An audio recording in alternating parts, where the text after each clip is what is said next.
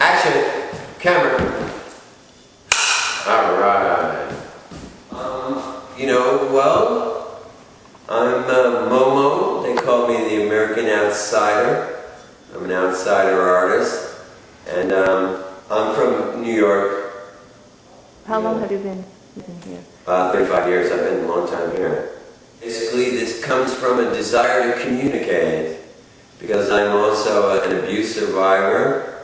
I was an abused child when I was a kid. I had not only no opportunity to express my opinions, but I was always told that I wasn't allowed to have opinions. So as soon as I got old enough to have opinions, I have expressed them for about 40 years now.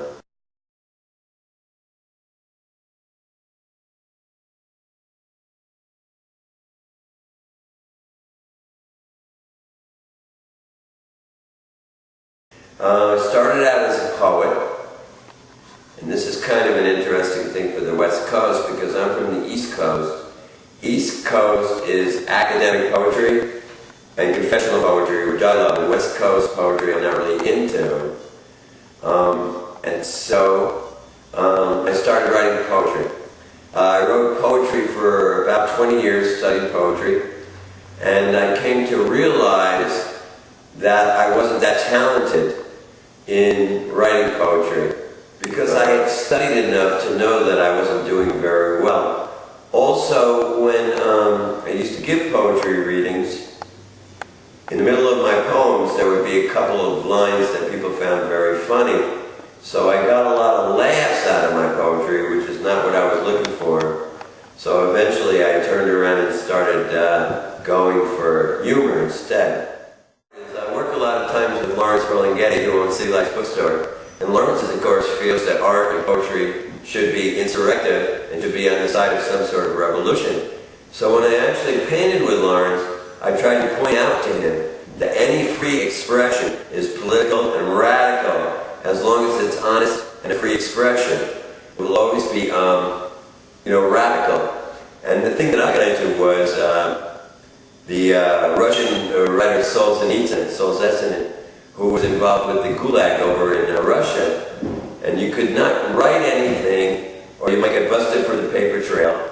So it was impossible to do any kind of writing, you might get busted. So what they did was, their rebellion against Stalin was jokes. And people would write jokes, and jokes spread very quickly through a society. There's already Michael Jackson jokes around, they spread so quickly.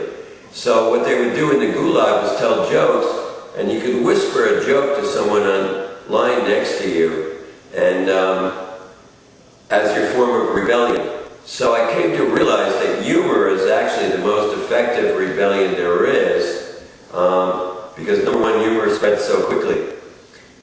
I'd like to go down to Pier 39 here, the amusement area, and look at couples and families. And I came to realize that the luckiest people, in a certain way, were the mediocre American families, the basic American families. So I wrote this poem, let me think of the name of it. Let me think. I'm blanking. My own poem. Hold on, it's,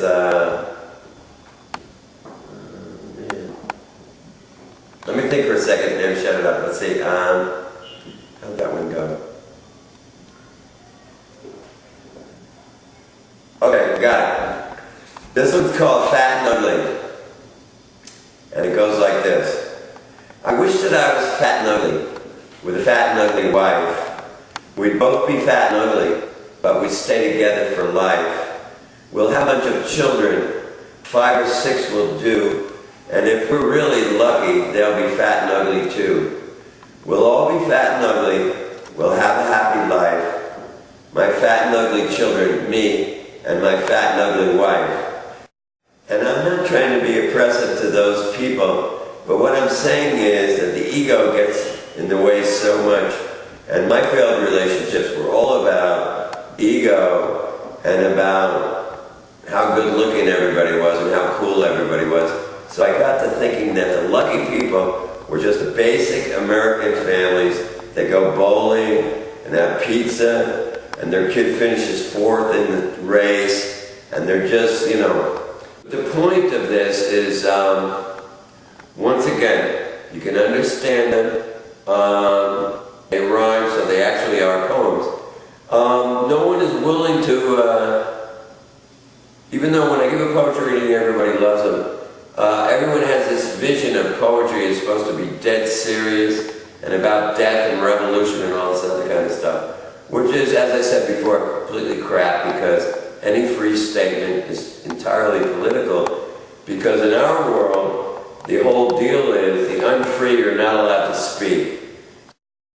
Lawrence Ferlinghetti, who runs City Lights Bookstore, and went through a obscenity trial back in the 50s, I consider that one of the most important things that ever happened in U.S. history. And I believe if that happened in New York, that Ferlinghetti would be an international superstar. But the fact that it happened in San Francisco, where we're kind of considered cultural backwater, we still are, compared to even LA, which is brand new, and New York, of course. But if that happened in New York, it would be incredibly famous. When they had the Howell obscenity trial, all European books, most European books of any style were banned from this country. Lady Chatterley's Lover by Lawrence, all of Miller's books were banned. They banned everything as obscene, and the Howell trial, which bordered on the obscene, they were able to show that, it was art and socially viable. All of our censorship things since then have lightened up and changed. And Lawrence Ferlinghetti is a great cultural hero, United States hero, but as I say, the fact that it happened in San Francisco, it kind of got laid down. The censorship, as I said, we could get no European novels, anything of any, we even rejected sculpture. They rejected some sculpture. Brancusi, they rejected his sculpture because they said it looked like machine parts. So we were so tight in the 50s behind communism and all of this stuff that this country was incredibly censorship-wise. And in '59, Ferlinghetti had the Howell trial, and it changed everything in U.S. history. So, heads up to Lawrence Ferlinghetti.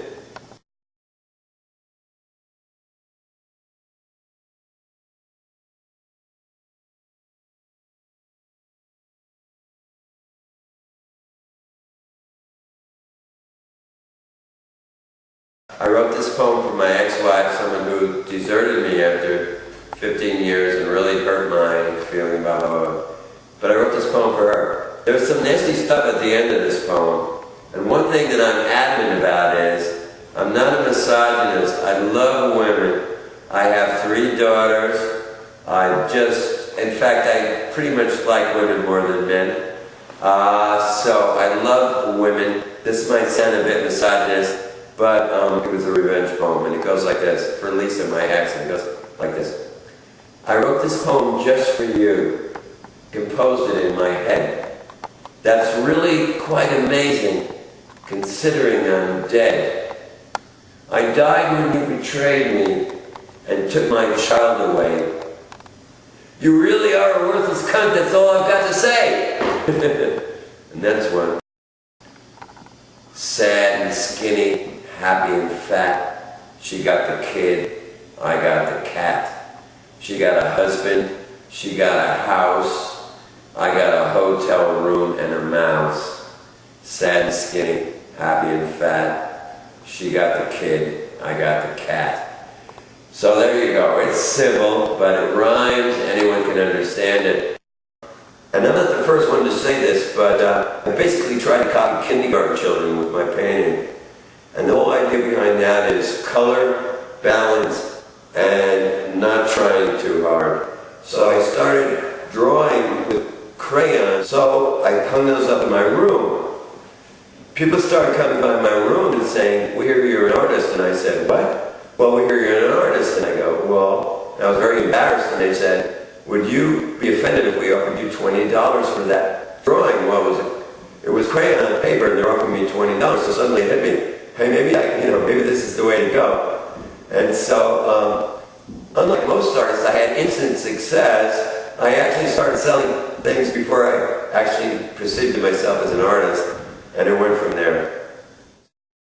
So I'm into freedom, I'm into rebellion. Art is about shaking things up. It doesn't have to be specifically political, but as I said before, any free statement is a political statement.